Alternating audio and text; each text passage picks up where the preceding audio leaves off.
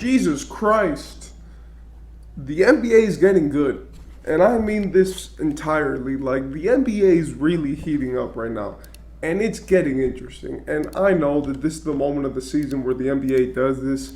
If you guys are not, passionate NBA fans who actually watch it through the season, which is normal since it's 82 games and most people watch the first 30 to 40 games and are bored. Look, the NBA at the end of the season ramps up a lot. When teams actually start getting competitive, when playoff seeding starts to get involved, when teams start clinching their playoff positions like the Thunder and the Nuggets already have, these things start to get good. So today I just want to talk about how the NBA's been looking. First, in the West, the Sixers, no, in the East, the Sixers are coming back. Jesus Christ, the Sixers are now winning some games. They looked terrible. They looked like they were going to get out of the play-in, but now they've actually stuck in the eighth seed.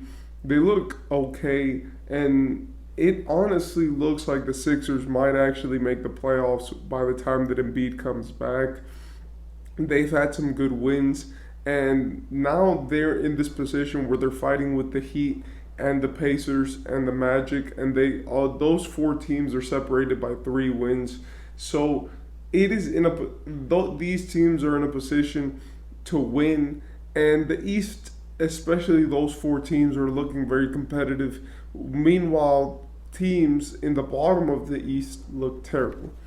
In the West, this is the conference that I want to talk about. I've spoke on it to the death about the West, but Jesus Christ, they're producing a great product. The Thunder and the Nuggets clinched. They're making the playoffs. And the Timberwolves are 1 win away from having the same record as the Nuggets, so they're 1 win away from clinching, right? And we're already 75 games into this season. For some teams, obviously, but we're like 74, 75 games in. We're 8 games away. Teams need to start making their moves now. The Rockets could get the Warriors out of the play-in, but the Warriors have been good. Luka Doncic ended the Rockets' streak of winning, and it looks very enticing to be a Warriors fan right now, as they've just been on a tear and have really, maintained themselves in the play-in, even with the Rockets lingering a threat. The Lakers have come back. They made sure to stay in the play-in. They've been winning a lot of games. They had that incredible win at Brooklyn yesterday where LeBron dropped 40 points for the second time, being 39. That was amazing. It was an absolutely phenomenal game, and it was one of the best games that we've seen in a while, where a guy like LeBron dropped 90% from the three-point line in his efficiency, and it was amazing just seeing that yesterday. The Suns have looked terrible after getting the 6th seed. They have just completely fallen off a cliff. They're maintaining a positive record, but in the West you have to be a top tier performer just to be able to have some success. And if we're being honest, the Suns, unless they start winning now, they look like they're going to be a playing team. The Kings look the same way. They haven't been able to get anything going throughout their season. And honestly, having this consistency of being in the middle of the pack for the Kings, for the Suns, has been very weird since both of them were teams which were expected to compete for the championship this season. Excuse me, that was a video on my phone. But both of them were expected to compete for the championship this season, and now they can't even make, the play-in. Like, now they're stuck in the play-in. The Pelicans have actually really dropped off, and they might drop away from the playoff berth. I don't know what happened to them, but I think the Mavericks, being so good and just absolutely terrorizing the league for their last 7 games, have made them a very clear contender in the West. And in my opinion, apart from the top 3, the Nuggets, the Thunder, and the Timberwolves, I don't think that you could say that any team right now is for sure going to be in the playoffs. Like the Mavericks, they're good. Then they have a 7-game winning streak. So they look amazing, right?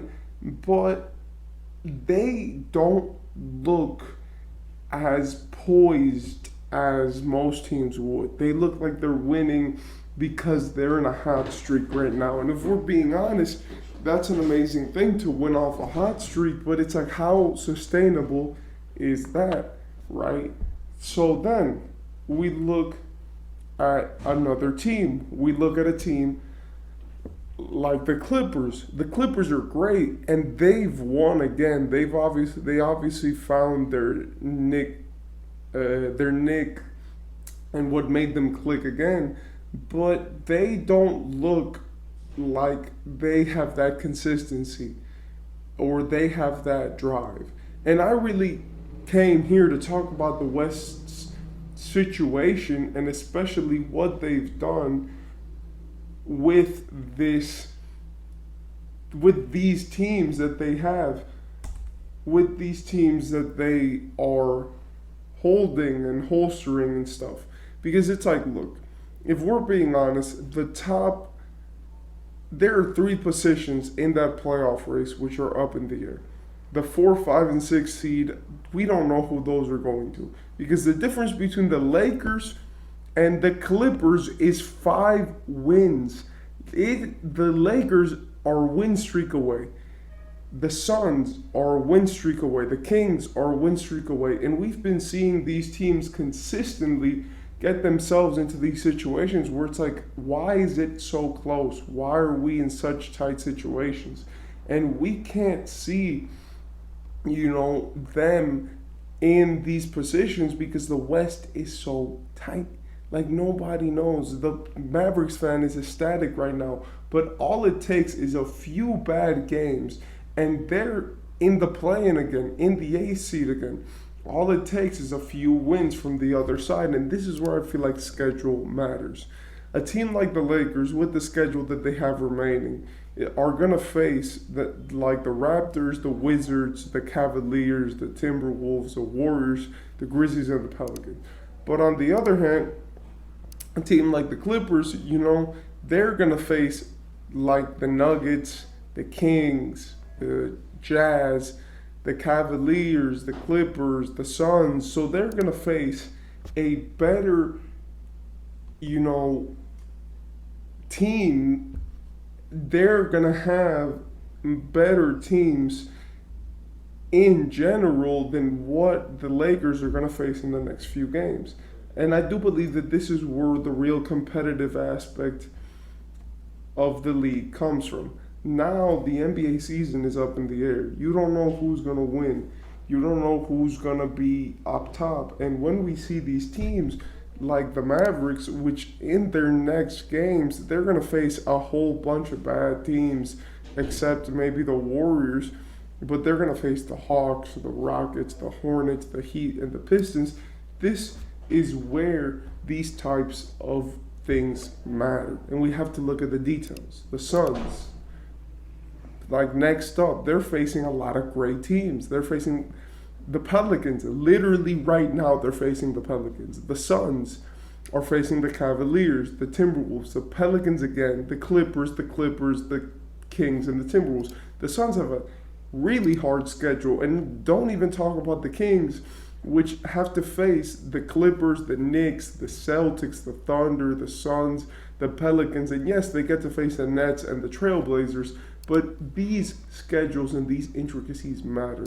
We've seen now the Warriors, which have a somewhat easy schedule through these last few games, even though they do have to face the Mavericks, they get also to face the Rockets, which is going to be a very interesting matchup.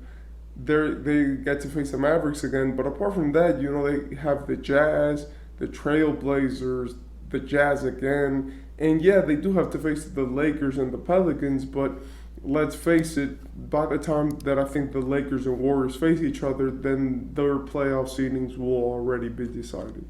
So, when we look at these teams in the West, what we know is that their seeding is coming down to the wire. The difference between the Clippers and the Lakers right now is 5 games. And the difference in schedules between the teams in the play-in tournament and the 4, 5, and 6 seed are that there are a lot of teams which have very tough schedules like the Suns, Kings, and Clippers, which are going to have to fight harder just for their playoff berth. And that's just the reality in the West.